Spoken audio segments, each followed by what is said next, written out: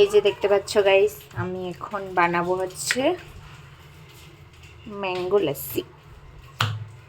যে গরম পড়েছে, ম্যাঙ্গো লস্যির জন্য যে আম, কার্ড, ড্রাই ফ্রুট, এই যে দেখতে পাচ্ছ এখানে অনেক রকমের ড্রাই ফ্রুট নিয়ে নিয়েছি।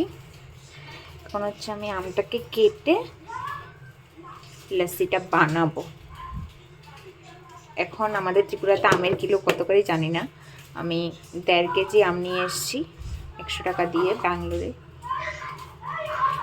যাই হোক, সারাদিন কাজ করার পরে আর ভালো লাগে না, বাড়িতে এসে মনে হয় যে কিছু একটা খাই। তো তার জন্যই বানানো এই ম্যাঙ্গো লস্যিটা। তোমরাও চাইলে বানিয়ে খেতে পারো, তার জন্য রেসিপিটা তোমাদের সাথে শেয়ার করা। এই যে তোমরা দেখতে পাচ্ছ এখানে আমি অনেকটা আম দিয়ে দিয়েছি ড্রাই ফ্রুট। আর এখানে দেখো অনেক রকমের ড্রাই ফ্রুট আছে, এগুলিও কিছু দিয়ে দেব। আর হচ্ছে দেব হচ্ছে 1 চামচ চিনি, কারণ চিনি ছাড়া তো অধুরা থেকে যাবে সব কিছু। এখন হচ্ছে কার্ড।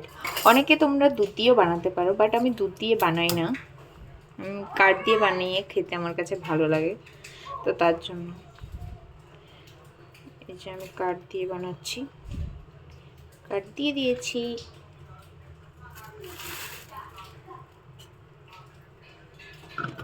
হচ্ছে এটাকে আমি মিক্সি জারে দিয়ে পেস্ট করে আনছি দেখাতে তোমার। এই যে দেখো আমার জুস হয়ে গেছে, এখন আমি এটাকে খুলছি। দেখো জুসটা অলরেডি হয়ে গেছে। এই যে সারাদিন ক্লান্তির পরে একটু ম্যাঙ্গো জুস খেয়ে মনটা পুরো তৃপ্তিতে ভরে যায়।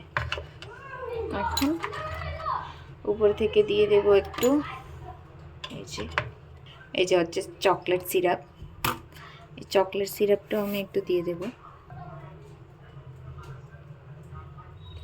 এই যে দেখতে পাচ্ছ চকলেট সিরাপ একটু দিয়ে দিয়েছি। আর এই সেম ম্যাঙ্গো জুসটা আমি যদি বাজারে কিনে খেতে যাই না, এটা 100 টাকা নিয়ে নেই। কি আছে, আমি 100 টাকার আম নিয়ে এসে বাড়িতে বসে বসে খাবো আরাম করে। তোমরাই বলো, এই যে সারাদিনের ক্লান্তির পরে এই 1 গ্লাস ম্যাঙ্গো জুস খেতে কিন্তু সেই। এই যে এখন হচ্ছে খাওয়ার পালা।